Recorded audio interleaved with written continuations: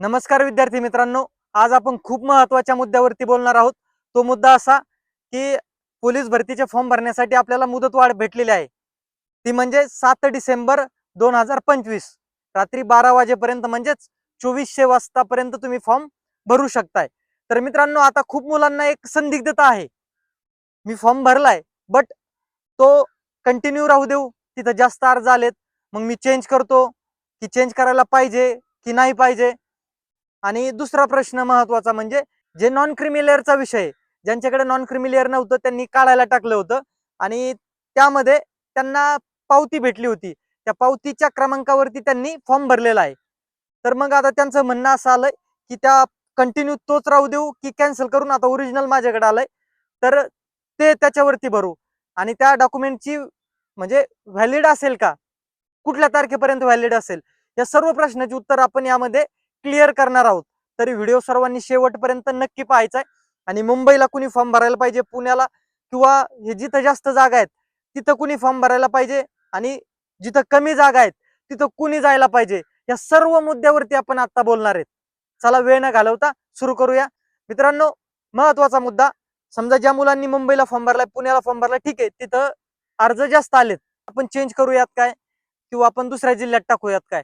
तर मित्रांनो, ते तुमच्यावरती डिपेंड करतं. महत्वाचा मुद्दा म्हणजे तुमची तयारी कशी आहे. जर तुमचा ग्राउंड 43 प्लस आहे, लेखी 90 प्लस आहे, तर मी सांगेल तुमचा स्वतःचा जिल्हा प्लस आपल्या जवळ जो जिल्हा असेल आपल्या सोयीनुसार, ठीक आहे, कमी जागा असू द्या, तिथे एक जागा असू द्या, ओपनला 4-5 जागा असू द्या किंवा कास्टला 2-3 जागा असू द्या, काही फरक नाही पडत मित्रांनो. आपल्याला वाटतं तिथं जागा कमी आहेत, मग आपण काय करतोय, मुंबई, पुणे, मीरा भाईंदर, मुंबई लोहमार्ग, ज्या ठिकाणी जास्त जागा आहेत त्या ठिकाणी जातोय. तर मित्रांनो, इथे विषय काय आहे, इथं मेरिट कधीच कमी लागू शकत नाही, कारण की इथं अर्ज जास्त असतात. आणि गावाकडे जर तुम्ही फॉर्म भरलाय, ठीक आहे, तिथे लिमिटेडच मुलं येणार आहेत, आणि त्यात जर हुशार आणि टॉपर मुलं आले तर मेरिट 100% वाढू शकतं. पण जर तिथं मुलं त्या लेवलचे आलेच नाही, तर मेरिट खाली पण येतंय. हे तुम्ही जेव्हा रिझल्ट लागेल ना, तेव्हा तुम्हाला ते 100% निदर्शनात येणार आहे. मग जर आपली तयारी 90 प्लस किंवा 90 लिखी येते, 43 प्लस ग्राउंड आहे, तर मी सांगेल 100% स्वतःच्या जिल्हा ट्राय करा, किंवा जो आपल्या सोयीनुसार जो जवळचा जिल्हा आहे त्याला ट्राय करा. जरी तुम्ही इकडे फॉर्म भरला असेल तरी तुम्ही कॅन्सल करून तिकडे भरू शकता. आणि ज्यांना वाटते आपल्याला ओके वाटते, तर मित्रांनो कॅन्सल करू नका.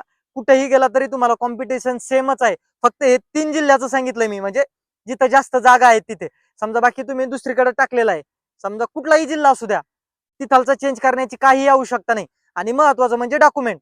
तर मित्रांनो, ज्यांच्याकडे नॉन क्रिमिलियर नव्हतं त्यांनी 7 डिसेंबरच्या आतमधलं ते घेऊन तुम्ही आता जर पहिला त्या पावतीवरती वगैरे फॉर्म भरला असेल तर तो कॅन्सल करा. मी सांगेल कॅन्सल करा आणि ओरिजिनल वरती फॉर्म भरा.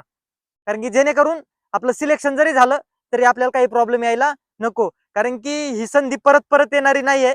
त्यामुळं छोट्या छोट्या गोष्टीचा विचार 100% आपल्याला करावा लागणार आहे. त्यामुळं त्यामुळे गडबडून जाऊ नका. आणि ठीक आहे, तुम्ही एकदा फॉर्म भरलाय, तुमचा जिल्हा डिसाईड झालाय, तर मग वेळ घालत बसू नका. कुठल्या जिल्ह्याला किती फॉर्म आले, कुठं काय आलं, काही होत नाहीये. तुमची तयारी कशी आहे, तुमचं ग्राउंड वरती फोकस करा आता. त्यानंतर लेखी आपल्याला 90 कडे कसं जाता येईल, ग्राउंडला आपल्याला 43 प्लस कसं जाता येईल, यावरती विचार करा. आणि त्यासाठी तसे प्रयत्न देखील करा. नाहीतर नुसता विचारच करतो, प्रयत्न मग भरती झाल्यावर करतो, तर तसं करू नका. आपल्याला प्रॉपर द्यायचंय मित्रांनो. आणि जो तुमचा जो संदिग्धता आहे त्यामुळे त्यात काही चेंजेस करू नका. फक्त मी सांगितलंय तेवढं तुम्ही विचार करून ती गोष्ट करू शकता. बाकी तुम्ही जो जिल्हा निवडलाय तो 100% बेस्टच आहे. आणि तो बेस्टच कसा आहे हे तुमचं सिलेक्शन झाल्यानंतर तुम्ही ते प्रूव्ह करणार आहेत. त्यामुळं जी पण आहे ती तयारी बेस्ट करा. आणखीन तुमचे काही प्रश्न असतील तर कमेंट करून नक्की विचारा. आणि जर व्हिडिओ आवडला असेल तर व्हिडिओला लाईक करा. आणि चॅनलवर जर नवीन असाल तर आपल्या चॅनलला सबस्क्राईब करायला विसरू नका. चला तर थांबूयात. जय हिंद, जय महाराष्ट्र.